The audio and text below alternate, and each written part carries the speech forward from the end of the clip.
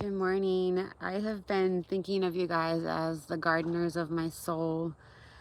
I told Elliot a couple of days ago that I felt like my little hope plant had withered and I didn't have any more water to give it. And that's where all of you have come in. So I'm doing so much better. Today is Sunday, and 24 hours from now, we're going to be checking into the PACU in St. Louis for my surgery tomorrow.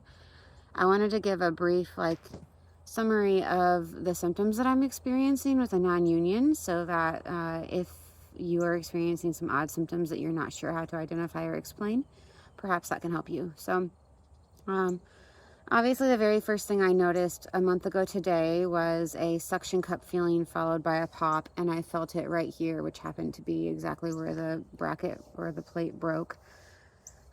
It wasn't extraordinarily painful. It was hot. Like I felt this like vroom of heat, and I would say there was almost like this nerve response. And then it felt achy and bruised, but I wouldn't say it hurt.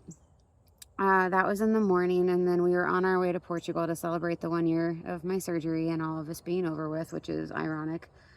Um, and I have some some anger to work through with that. But anyways, we ended up flying to Portugal. I only slept like an hour overnight, and so I had forgotten that my plan was to just not chew on the right side because I could tell it was tender.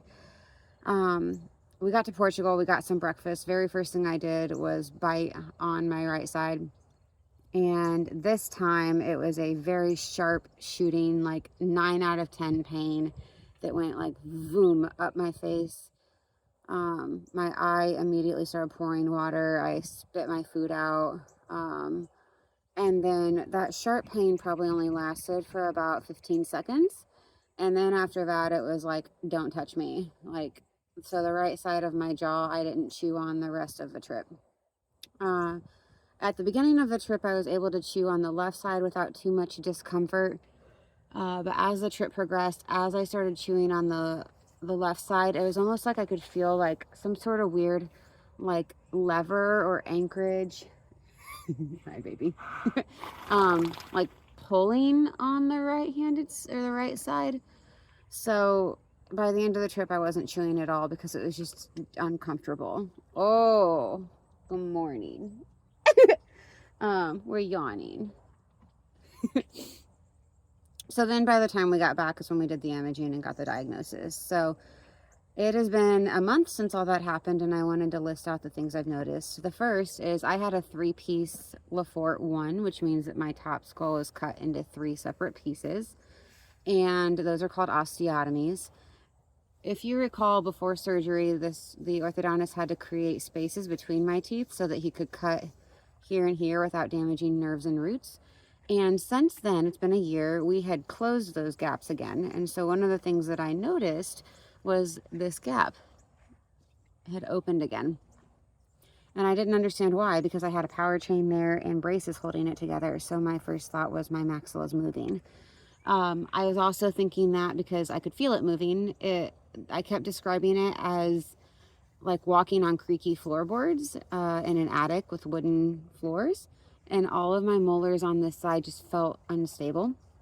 And they also were buzzing. So directly after surgery, when your whole palate is disconnected from your skull, anytime I would talk or hum or hit a certain vibrato, you could feel everything vibrate. And I have noticed that ever since this diagnosis, hi Bubba, on the right side. So even there when I laughed, I feel like a vibration. It also feels like a bad stretch from like here to here. So you know when you're stretching your hamstrings or any muscle and you're stretching too far and it goes from therapeutic to hurting, like all of this feels like a bad stretch all the time. Pain wise, this whole time, as long as I don't chew, the pain's not too bad. I wasn't taking anything from the time we got back from Portugal until the surgery on Tuesday of this past week. Since then, obviously, I have had some trauma to my face. I have been doing 1 Klonopin at night. I have really valued sleep is so important for healing. So if you're going to use your meds, I know a lot of people don't want to use meds if they don't need to, and I'm also in that camp. I have discovered that sleep is medicine, and so if I'm gonna take my prescriptions, it's before bed. So at night I take a Klonopin, and the first couple of nights I took a Norco as well.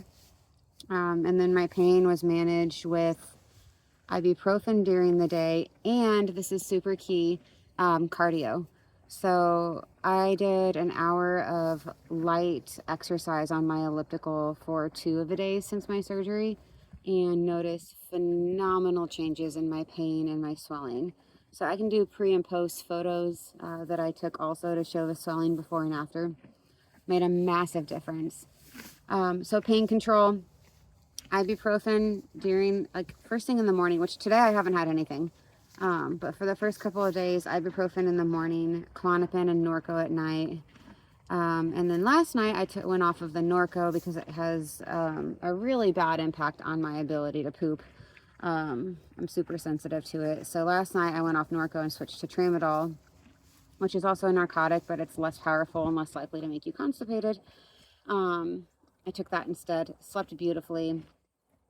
And then the other thing I've been doing for pain control on top of cardio to get my heart rate going to help with circulation and lymphatic drainage is arnica. I have topical arnica gel, and then I also do the dissolvable tablets. So message me if you have questions about any of that. I would say those are my primary symptoms. Oh, the other thing I noticed before we knew about the non-union, I told Elliot, I was like, something's changing in my jaw. I know it because I feel pressure in my joint, and it was pressure I hadn't experienced since before surgery.